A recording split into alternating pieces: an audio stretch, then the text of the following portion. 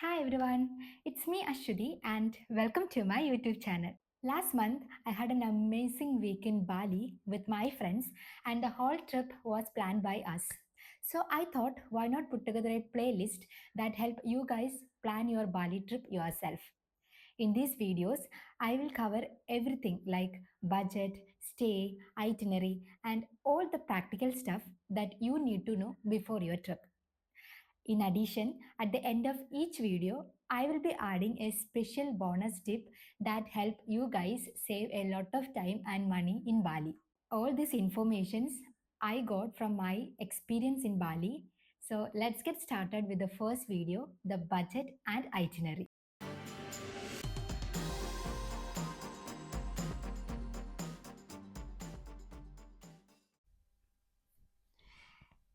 In this video, we will cover the complete itinerary and budget for our trip. We were four bachelors on a relaxing getaway and we covered whatever we were excited about. We don't claim this is a perfect itinerary, you can keep it as a reference. Budget wise, don't get surprised, we spent only 50,000 per person, including the flight, visa, accommodation, food, and all the entry tickets. I think this factor makes Bali one of the favorite destination for all. Like it's budget friendly and it's amazingly beautiful. While planning the trip, we divided Bali into three different regions: the southern part, the Uluwatu region, the central part, Ubud, and the northern part. So we planned to start our trip in the southern Uluwatu region and then end it in the northern region. We arrived at Bali airport, I think it's called Denpasar, on 15 June at 2 p.m. And our first destination was Malni restaurant. We thought of having dinner there and then go to the hotel for check-in. Malni restaurant is quite famous there because of its stunning sunset view. It's set up on a cliff and the food was also amazing.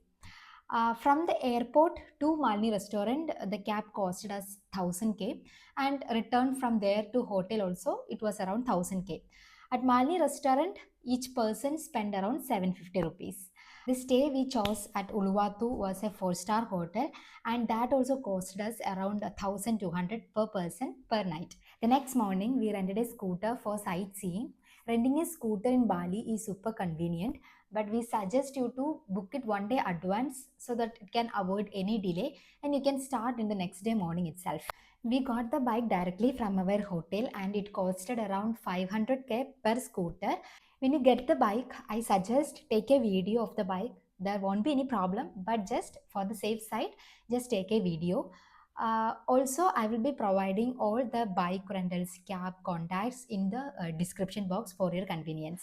Our day started with the visit to iconic GWK Park.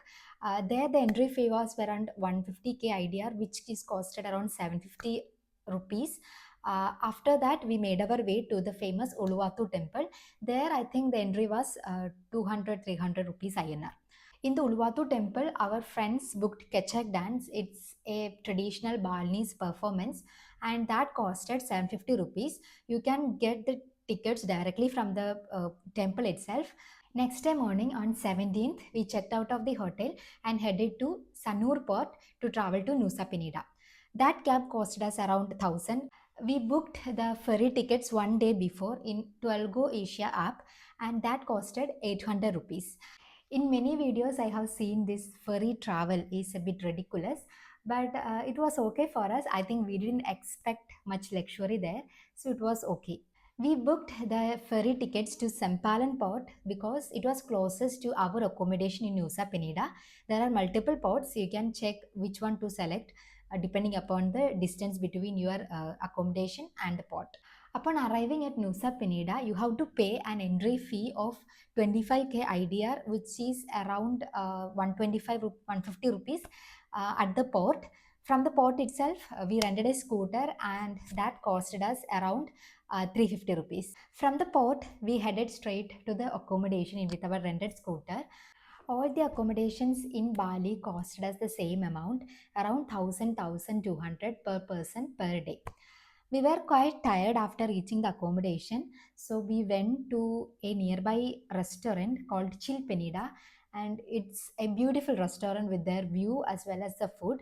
Great food, laid back ambience, and scenic views. I highly recommend stepping by if you are in that area. After lunch, our plan was to visit Guyangyang waterfalls. The hike offers breathtaking views halfway down, making it a worthwhile short trek. However, I would not suggest going all the way to the bottom as the descent is steep and the views doesn't get better significantly. The halfway point gives you the best experience without an extra strain. Next day morning was the most exciting part of this trip. I checked off my bucket list experience, the bungee jumping. My slot was scheduled for 9:30 a.m., so we headed straight to Kelingking Beach Extreme Park, Bali, where the jump took place. There wasn't much of crowd. It was without doubt the most thrilling and unforgettable experience in my life. It is quite expensive. It costed around 17,000 INR, including the camera, but it's totally worth it. Meanwhile, two of my friends went for snorkeling in Manta Point and it costed around 2,500 per person. They said it was very good experience and it was the best ever snorkeling they had. So I will add the details of the company in the description. If you guys are interested, you can go and check it out. After the jump, we visited the Kelingking Beach Cliff Viewpoint, which was around 2 kilometers from our bungee jump park. As expected, it was very crowded and we didn't spend much time there. We didn't hike down to the beach. We knew that it will be quite hot and we already had another beach in our itinerary for the day. Next, we set out to Templing Beach. We followed the Google Maps, but halfway we were advised by some locals to take an alternate route as the original one was quite risky. The road to Templing is steep with sharp drops and gutters, so locals offer a ride down for around 300k IDR. We were confident in our riding skills and we managed to reach safely. But if you are unsure, we strongly suggest to take the help from the locals. Templing Beach was a hidden gem. It was not at all crowded and offered a serene escape with a natural infinity pool, a swing, and a peaceful beach vibe. I highly recommend adding Templing Beach to your Nusa Penida itinerary. Our final destination in Nusa Penida was the tree house, a picture perfect spot which we were all very much excited about. Luckily, we arrived a bit late, around 5:30 p.m., and surprisingly, there were no crowd at all. Normally, there is an entry fee of 25k IDR and additional charges for the photo spots. However, since it was close to sunset, only at the treehouse there was a caretaker to collect the fees. At other points, we took all the photos for free. Next morning, on 20th June, we said goodbye to Nusa Penida. We dropped our scooters in Sampalan Port, and since there wasn't any ferries in the morning time from Sampalan to Sanur Port, we headed to Nusa Penida Port in a cab.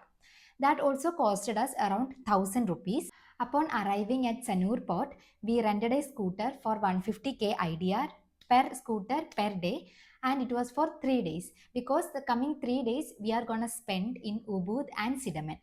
Also, we asked for a drop off at the airport, and this way we could avoid booking another cab from the hotel to the airport. For this, we have to pay an extra 250k IDR. If your luggage is manageable, we recommend this approach. Our next activity on the day was an ATV ride at Ubud. We chose Go ATV, but we don't recommend this company to anyone else because our guide was very rude and unprofessional. That said, the ride itself is so much fun and adventurous. If you are a motor enthusiast, then you will definitely enjoy it. It's more challenging than riding a regular scooter, but once you get the hang of it, it's an exhilarating experience. And not that, do not pre book the ATVs through any apps. You can directly go to the location. I will keep it in the description, and there will be multiple companies you can choose among that. For us, it costed around 2,500 for the ATV ride, along with the videos. After the ATV ride, we were really tired, so we took a small ride through the Ubud market and then went directly to check into our hotel in Ubud. The next day, on 21st, we plan to visit one of the waterfalls in Bali. As you know, there are number of waterfalls in Bali, and after considering multiple options, we arrive at Nung Nung waterfalls, and it is the best decision we ever took. Nung Nung is truly a hidden gem in Bali. You need to hike down long flight of stairs to reach the waterfall. We were lucky to have the place almost to ourselves, which meant we could click stunning photos without any crowd in the background. What made the experience even better was that you can literally go inside. It's safe to go very close to the waterfalls and you can enjoy the refreshing spray so close. If you are looking for a peaceful, less crowded and scenic waterfall in Bali, then Nung Nung Waterfalls is a must visit. Next, our original plan was to visit the Gate of Heaven and Lehengan Suite, but the long drive and the crowd made us reconsider. Then instead, we opted to visit the Hantara Gate, which was little more closer, hoping for a more relaxed experience. However, even in Hantara Gate, we were met with long queues and an entry fee which we didn't feel worth it. The place is mainly popular for photos, and the wait just to get a few shots didn't match the hype for us. If you are short on time and looking for more authentic experience, then we suggest skipping Handara Gate and looking for something else. Then comes the last day in Bali. We saved our most unique experience to the last day, the Mount Batur volcano trekking. Instead of the traditional hike, I think in India we have a lot of treks. So we chose jeep tour, which also turned out to be thrilling and very scenic. The sunrise view over the volcano were absolutely stunning, and on our way back, we also visited the lava land, a fascinating area with the black volcanic rock landscapes. Our guide and the tour company is worth mentioning. Not just he was patient and friendly, he's an amazing photographer. He took lot of our pictures. Thanks to him, we got some of our best pictures because of him. We highly recommend this company if you are going to the Mount Batur Jeep Tour. We went for the jeep tour around 3 a.m. in the morning and came back around 9 a.m. So we checked out after returning and headed to Sidaman, which is our last day in Bali. We didn't had any set plans for the last day. We just wanted to unwind in a beautiful villa, enjoying the relaxing Balinese spa and soak in the beautiful peaceful surroundings. And that's exactly what we did, a perfect slow-paced ending to an unforgettable trip. The next day morning on 22nd, we dropped our scooters in the airport and boarded our flight back to India. Now comes the special bonus tip which I mentioned in the initial part of the video. As you know, Bali is a religious space. So almost every tourist locations there will be a temple. In order to enter the tourist place, you should wear a sarong, and in some offbeat tourist places, this sarong can cost you a lot of money, and it's always better to carry a sarong so that whenever needed you can just tie it over and it can save you a lot of money. So that's all with my first video, the Bali itinerary and the overall budget. Catch you later in other videos. Bye bye.